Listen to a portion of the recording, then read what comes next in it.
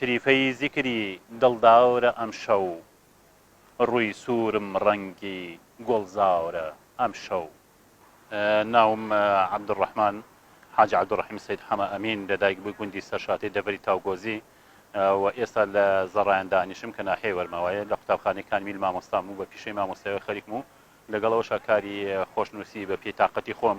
و لەگەڵ کاری هونەریم لەسەر بەردەکە چەند ساڵێکە خەریکم پێوە بە ئومێدەیم توانین لەم ڕێگایەوە پەیامێکی جوامکەێنین بە مرۆڤایەتی و مرۆڤ دۆست. کارکردن لەسەر بەردەگەر کەسێک پێی وابێ کە گرانە یا قورسەوانیە بۆ شێوەیە من پێم وایە کە هەمیشە ئێڵێمەوە مرۆڤ بەتوانێت لەگەڵ هەر شتێکە هەڵ بکات تەنانەت کە گیاندارێکی دڕندە ئێستا مرۆڤەکانی هێن و تەنانەت ڕاهێنان و مەشقی پێکەن و یاری و پارەی پێ پەیداکرێ بەردیش پێم وان نییە ئەو ڕقیبێک کە مرۆڤ لێ بترسێ بەڵکو من لەگەڵ بەردا دەستم ئاوێزان بۆەوە دەستم نەرم بۆ لەگەڵ یا ئاشنایەتێکی و خۆشەویستێکی عشقێکی پاکی جوانم بۆ بەرد هەیە.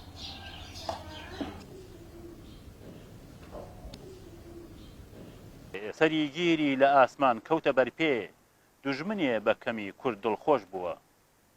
کێ پێی وابوو مەڕن کوردان ڕام ئەبن بێبەها دوو کانچێک کەللەی بۆش بووە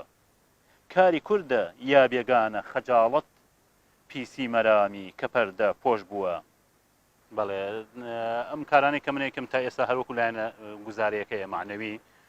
حەزەکەم بیکەم و خۆشم ئەوێن تا ئێستا وەکو لایەنی مادی بەکارم نەهێناوە هەرچەند خەڵکێکی زۆر لە ڕێی مەسنجەر و لە ڕێی ڤایبەر و لە فەیسبووکەکەمەوە داوایەکە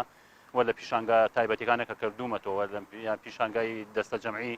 خەڵکێکی زۆر داوای لێ کردوم بۆ فرۆشتن بەڵام تا ئێستا ئامادە نیم چونکە بەڕاستی وەکو وتم خۆشم ئەوێن وەکو جگەرگۆشە و اینجا بە تەمان هەن لە شوێنانی کەش کە پیشانگا بکرێتەوە نمایشی بکەم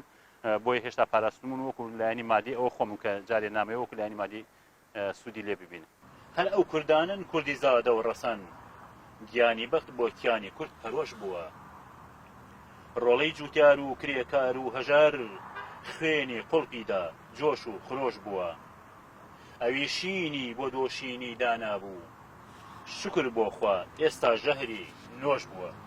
شعر وەکو چاپکردن نەخێر بەڵام وەکو بڵاوکردنەوە بەردەوام لە گۆڤار و ڕۆژنامەکانە بڵاوم کردوێتەوە و ئێستاش لە فەیسبووکی خۆمەوە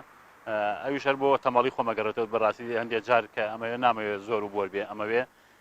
کەم بێ بەڵام پوخت بێەوە الحەمدوللا شعری باش و جوانم هەیە و تەنانەتێکیە لەو شعرانشم لە منهەجی خوێندنی قوتابخانەکانە لە پرۆگرامی کوردیا وەرزەکانی ساڵە خوێندرێ و چەند شعریشم کراوە بە گۆرانی و لەلایەن ئەو دەستە و گروپ و تاقمانەی کە بۆ شعر مناڵان هەر لە هەولێرەوە تا هەڵەبجێ شەید و سەی سادق سوپاس بۆ خۆکاری جوانیان لەسەر کراوە. بەتەمام بەڵێ ئازیزێک و خۆشەویستێکیش بە ناوی کاکەشکارەوە هەندێکی بۆ تایپ کردوم و لەگەڵ ئەوان بەردەوام خەریکم ئینشاڵڵا کە بە چاپیان بگەێنم خوای گەورە یارمەتیمان دات و سەرکەوتمان کات لەو بوارە. دەرەوشانەوەی ڕووی خۆت ببینە جیلوەی جەماڵی سەرشاورە ئەم شەو بۆ مەیلی دنیا عمرێ خەرج بوو بۆ قیامەت قوڵپی هاوارە ئەم شەو وەرن با جەمبین جارێ بێ خەمبین لێ خۆشبوونی خوا بەڕیاوەرە ئەم شەو.